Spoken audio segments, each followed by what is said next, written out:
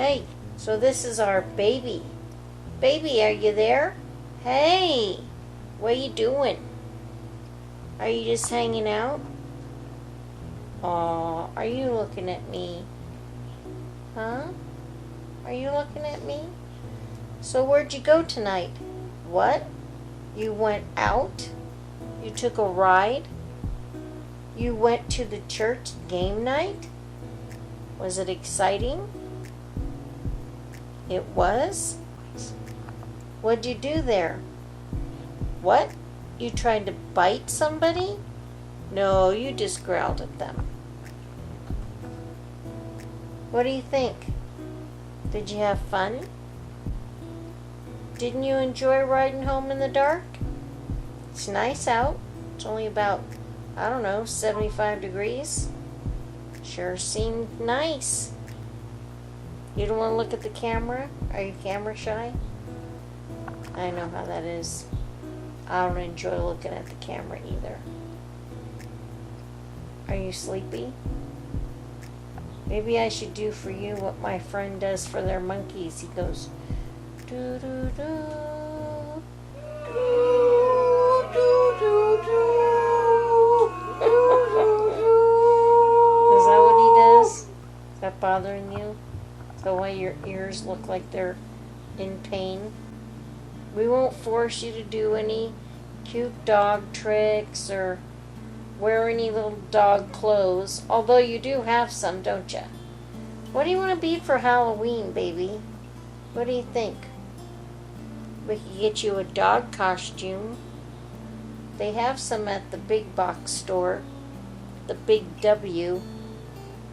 How about a little tummy rub? You don't like that, do you, huh? Are you very sleepy? Are we hypnotizing you? What? Move your legs so I'll rub your tummy? Right here? Is that the spot? You want me to stop? You want me to stop? What? You don't want, what? You don't want me to stop? What? You're licking my hand? Does that mean please don't stop? We didn't even tell the story about how we got you. Should we tell that story? Are you too bored?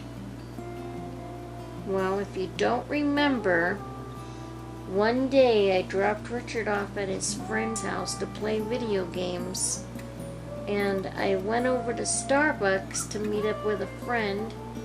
And I didn't drink any coffee, of course, but I saw this guy who had this little dog, a little puppy, and she was wearing a pink leopard, like dog sweater, and he was sitting with you outside of Starbucks. And I said, hey, can I pet your dog? And he said, sure. And I said, okay, so I went to pet you, and you were fine. I said, yeah, she's a cute little dog. He goes, yeah, but I can't keep her. And I said, what do you mean you can't keep her? He said, I can't afford to pay the pet deposit at my apartment, so I can't keep her. I said, oh, that's a shame. He said, oh, yeah, I put an ad on Craigslist. And I said, oh, really? And he said, yeah. He said, yeah, I'm waiting for the lady right now. And I said, well, if she doesn't show up or something, can you take my number? And he said, well, she's already a half an hour late. And I said, well, how much are you selling her for? And he said, well, I'm only selling her for $60. I said, $60? He said, yeah, $60. Like I said, if you don't sell her, I'll take her. And he goes, well, if you have the money, I'll just sell her to you.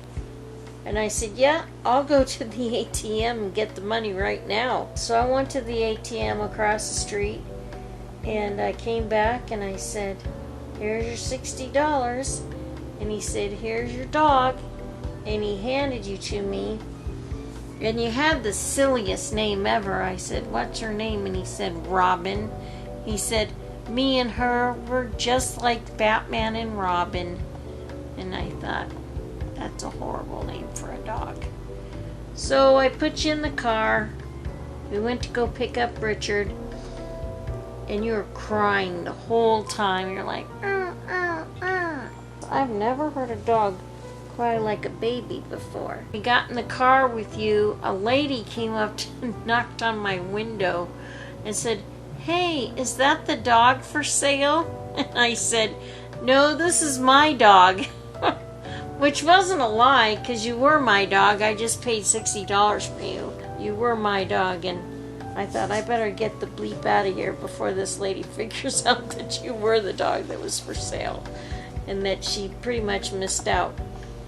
So we went to pick up Richard, and Richard's like, "What's this?" I go, "It's a dog." He goes, "Yeah, but whose dog is it?" I go, "Ours." And he said, "What?" And I said, "Yeah, this is our new dog." And he's like, "Okay." And I said, "Hold on to her. She's jumping all around." Apparently she hadn't been in a car very much. So we took you home. That's the story of how we got the baby. And that is her name, Baby, because she cries all the time. She cries like no other dog I've ever had. She wants something, she cries. She wants to go out, she cries. Huh, baby? Is that what you do all the time? And now you're about 2.5 years old, I think. We almost lost you once. You got parvo because the... What? You're going to be crying?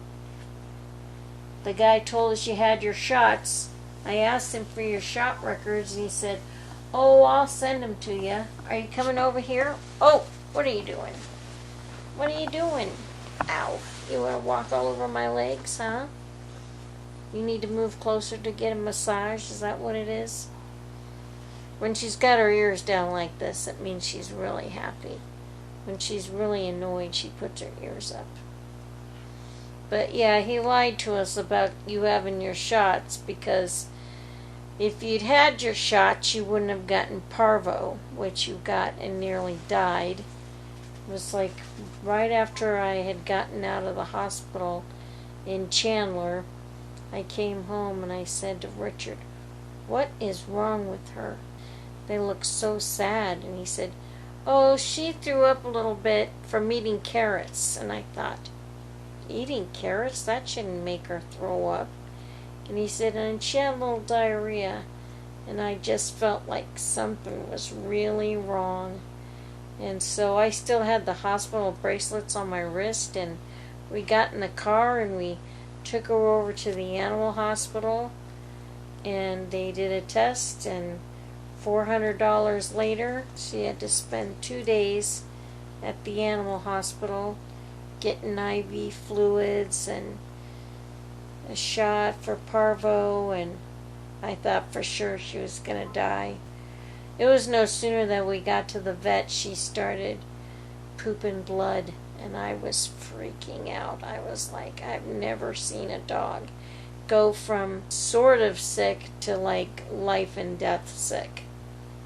So we had to leave her at the vet. And then she came home and she stayed in bed with me for about a week. They gave me the stuff to put fluids up in a scruff of their neck. You insert a needle and you push the bag to put about 100 cc's, and it'll make a bubble on her neck, and she can absorb that fluid. But I didn't have the heart to do it to her because that needle was really sharp, and they put a bolus in when we first brought her home, but then we would just give her water and count how many licks of water she took. And we just kept giving her more water and more water. And I did give her 1 shot of nausea medication, but I kind of thought the nausea medication was making her more sick than anything, because it seemed to kind of space her out. So they said the key to her surviving was being able to eat food, because eating food would stimulate the little hairs in their intestines to grow back the little cilia.